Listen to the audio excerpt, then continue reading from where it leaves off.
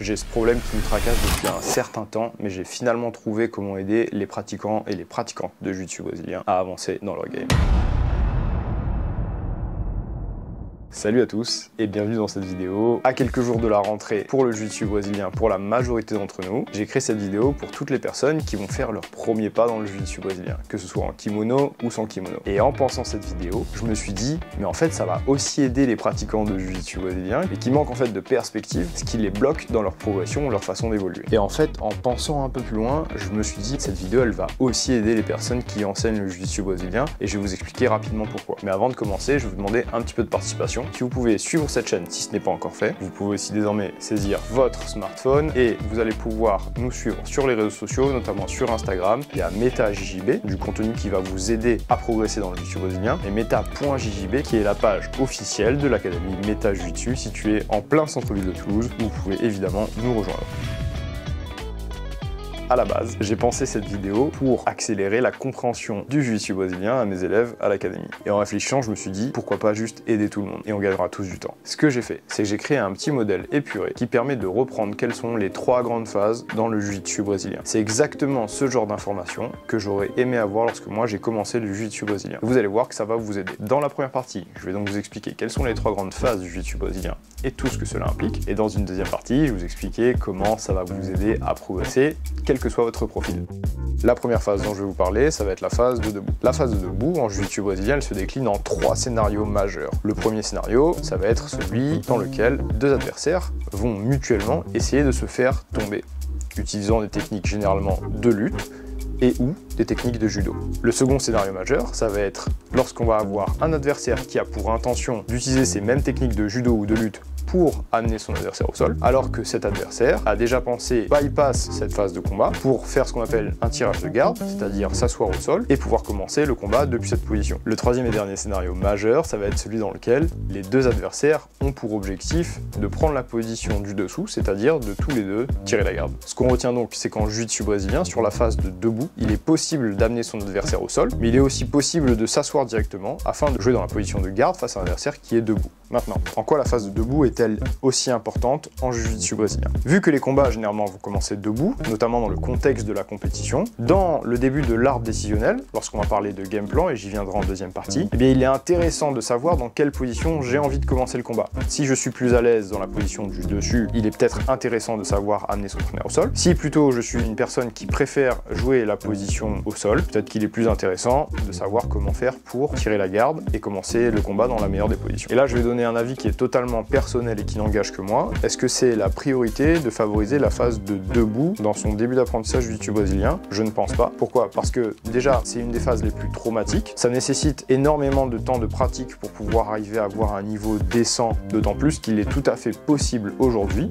de par la logique du jiu-jitsu brésilien, de performer et d'être parmi les meilleurs combattants mondiaux sans avoir quelconque arsenal solide sur la phase de debout. Ce qui va nous emmener directement vers la deuxième phase que je vais vous décrire, qui est la phase de garde et passage. Dans cette phase, on va avoir un début d'asymétrie directe entre les possibilités des 2 adversaires. La personne qui est dans la position du dessus est désormais généralement debout ou à genoux et son objectif principal va être de passer la garde. Ça veut dire tout simplement réussir à sortir des jambes ou du prolongement en l'espace des jambes de la personne qui joue la garde afin d'aller contrôler une position dans laquelle elle a passé la ligne des hanches de façon à marquer ses points de passage de garde. Dans l'autre versant de cette même phase, la personne qui joue le rôle de gardien ou de gardienne a d'autres possibilités. Elle va avoir la possibilité de renverser, c'est-à-dire faire tomber la personne du dessus et de ce fait prendre la position du dessus. Elle va avoir aussi la possibilité d'envoyer directement des attaques de soumission, étranglement avec les articulations. Et la personne du dessous a aussi la possibilité de chercher directement des positions dominantes. En quoi cette phase va être hyper importante dans l'apprentissage du jiu-jitsu? Cette phase va recouvrir un grand nombre de compétences, que ce soit dans le versant passage ou dans le versant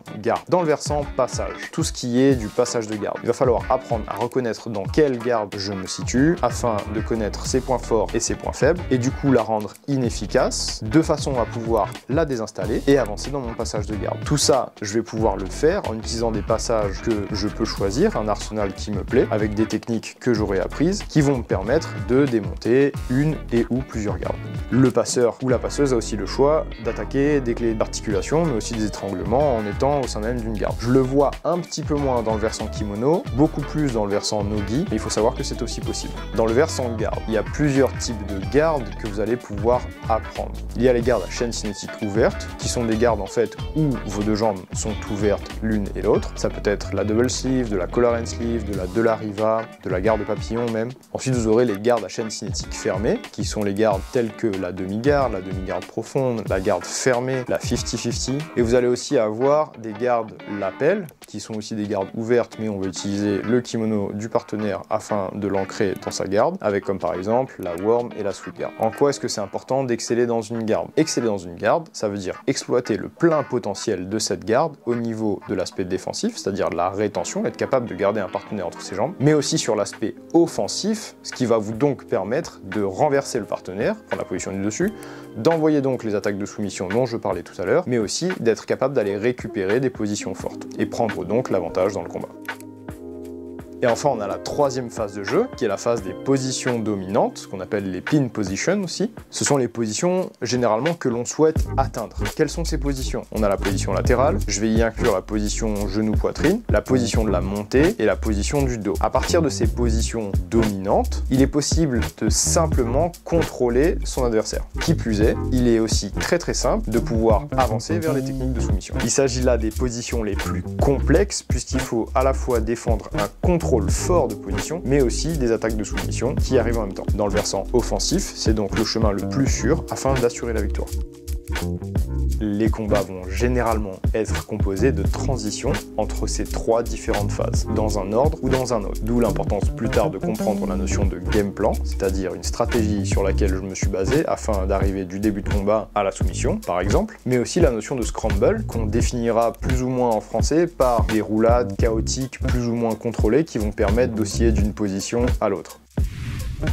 Comme je vous le disais, l'idée de cette vidéo, c'est d'avoir en tête un modèle global des grandes phases de jeu pour réussir à contextualiser ce que j'apprends à l'académie, notamment si j'arrive en plein milieu d'un cycle, mais aussi pour faire un bilan régulièrement avec moi-même et être capable de définir mes objectifs techniques. Concrètement, ça signifie que lorsque vous allez effectuer vos premiers pas dans votre école de jiu-jitsu brésilien, vous allez apprendre des techniques. Qu'est-ce que vous allez apprendre? Je ne sais pas. Mais par contre, vous allez pouvoir ranger et organiser toutes ces compétences dans différentes cases. Et si comme nous, vous aimez donner du sens à votre pratique, vous aimez comprendre le pourquoi et le comment de ce que vous faites, eh bien ce sera d'autant plus agréable et beaucoup plus efficace de comprendre et d'avancer dans le jiu-jitsu brésilien en ayant une idée globale de ce sport. Et à titre complètement personnel, c'est pas une vérité absolue, c'est ce que je pense moi, je vais vous donner quelles sont mes recommandations si vous souhaitez avancer rapidement et pouvoir vous amuser en jiu-jitsu brésilien. Je vous recommande fortement de prioriser l'apprentissage des sorties de positions dominantes. Pourquoi? Parce que ce sont les positions les plus dures du jeu et une fois que vous les maîtrisez,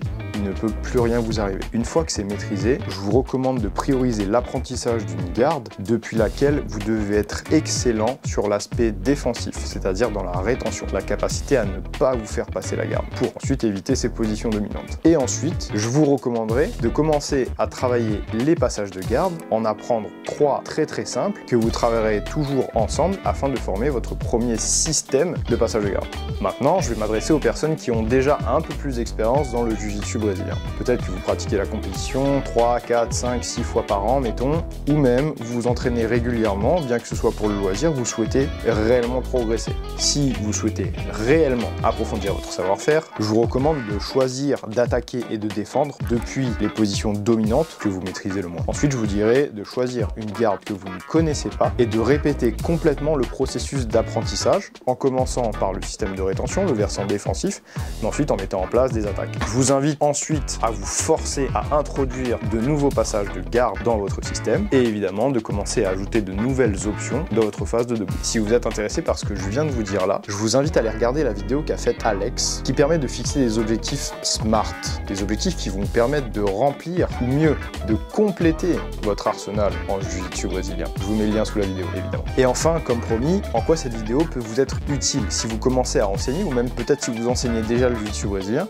À mon sens, peu importe la façon dont vous avez choisi d'enseigner. Peut-être que vos cours recouvrent les 3 phases de combat d'une manière ou d'une autre, ou peut-être qu'ils n'en couvrent que 2, ou peut-être même qu'une. En tout cas, le fait d'en avoir conscience, ça permet de peut-être mieux cycler l'organisation sur le court terme, sur le moyen terme et sur le long terme, et peut-être de permettre de quantifier et d'objectiviser la progression des élèves. Guys, this is Coach Greg Souders from Standard Jiu-Jitsu.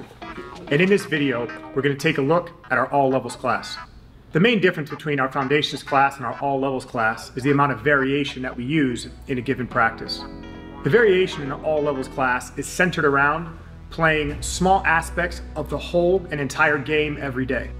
Chez MetaJujitsu, nous avons pris parti d'isoler les différentes phases de combat et d'en faire des cycles qui s'intègrent dans le cursus d'une saison. Une phase, mettons par exemple la phase dominante, qu'on illustrera par le Do, va représenter un cycle qui aura une durée d'1 mois à 1 mois et demi sur la saison. Ça veut dire que sur cette durée de temps, 95% de l'entraînement, de l'échauffement à la dernière phase d'opposition, sera concentré sur le travail du dos. Dans ce cycle, on intégrera un gros bloc de défense sorti de la position du dos, qui est la position la plus difficile finalement du jeu. Ensuite, on travaillera sur un bloc de contrôle de la position du dos, ce qui fait que chaque élève aura acquis la compétence des deux versants et la qualité de l'entraînement ne peut que augmenter d'une semaine à l'autre. Une fois que les compétences des élèves en sortie du dos et en contrôle de la position du dos sont assez satisfaisantes, là, on va commencer le troisième bloc qui va être de l'intégration des attaques de soumission à partir de la position du dos. Comme ça, la personne qui va attaquer le dos va pouvoir avoir des notions suffisantes pour réussir à maintenir la position et commencer à implémenter ses attaques. Et en plus, elle va pouvoir s'exercer contre des personnes qui ont des notions de défense de la position du dos. Ce qui va permettre à chaque fois d'augmenter la qualité, mais aussi l'intensité du travail sur cette position du dos. Et une fois que les compétences de la sortie du dos, du maintien de la position du dos, de l'attaque depuis la position du dos sont acquises, là on va pouvoir passer à un autre cycle. Je vous invite dès maintenant, si vous avez aimé cette vidéo ou si vous y avez appris quelque chose, à laisser directement dans l'espace commentaire. J'en profite pour vous informer et ou vous rappeler que les infos inscriptions sont désormais disponibles et réalisables sur notre site internet metajjb.gymdesk.com, site depuis lequel vous pouvez désormais nous rejoindre. Sachez que l'équipe est vraiment de plus en plus forte et qu'en plus l'équipe s'agrandit. Donc n'hésitez pas à nous rejoindre si cela vous dit. Vous n'avez jamais fait de jiu-jitsu et souhaitez commencer dans les meilleures conditions. Ça tombe bien, on a mis en place un cursus totalement pour les débutants qui souhaitent commencer et accélérer le plus vite possible afin de rattraper le niveau des autres en 4 mois. Vous êtes une femme, vous voulez être guidée par une instructrice et vous entraîner uniquement entre femmes, c'est aussi possible. Et de façon générale, si vous voulez découvrir le jiu-jitsu brésilien avec nous à MetaJujitsu, ce sera toujours avec grand plaisir. Merci d'être resté jusqu'à la fin et je vous dis à très vite.